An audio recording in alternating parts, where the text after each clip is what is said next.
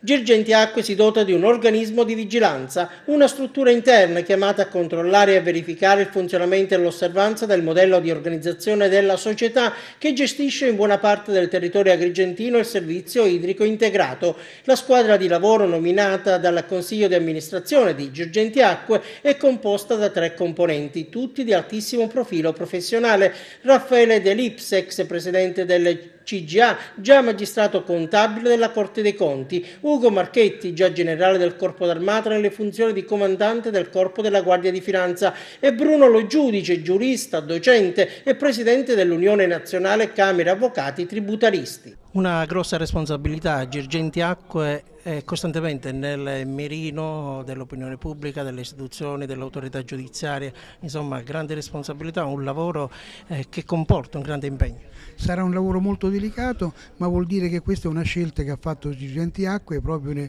nella prospettiva e nella dimensione della massima trasparenza, della massima legittimità di ciò che sta facendo e che vuole continuare a fare, e quindi noi saremo pronti a dare la collaborazione su questa strada sicuramente della perfetta legittimità.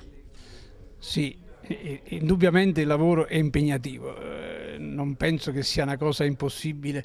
Ho letto, ho sentito di questo fatto che la Girgenti Acque è un po' nell'occhio del ciclone per una serie di cose, però io ritengo che se facciamo noi come collegio di vigilanza un lavoro improntato all'esame della regolarità amministrativa degli atti adottati e affianchiamo un po' il management della società nelle scelte decisionali con la nostra professionalità, io penso che lavoreremo bene e faremo meglio per la società, indubbiamente.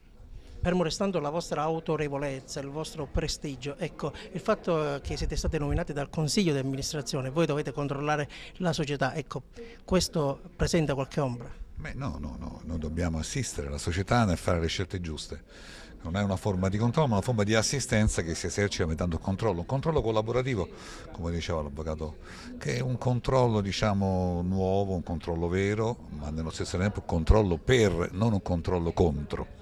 Lati Idrico assieme a tanti comitati chiedono la rescissione del contratto, ecco, rilevano tante anomalie, tante presunte inadempienze. Ecco, voi vi soffermerete anche su questo per capire come si è mossa in questi anni Girgenti Acque. Ma rientrerà certamente nelle nostre competenze, soprattutto poi se vorranno investirci direttamente, perché evidentemente possiamo essere interessati non solo da organi interni, dai dipendenti, ma anche dagli utenti, ma il nostro obiettivo poi è comunque quello di lavorare con la società per garantire quello che si suol dire sempre, che sono i 2 punti fondamentali, anzi i 3 punti fondamentali: efficienza, efficacia ed economicità. Presidente, può essere una sorta di risposta al Lati Idrico che è entrato da poco, a pieno regime? No, è un supporto che vogliamo dare maggiore a Lati, con il quale gruppo vogliamo appunto collaborare e sviluppare tutte le attività.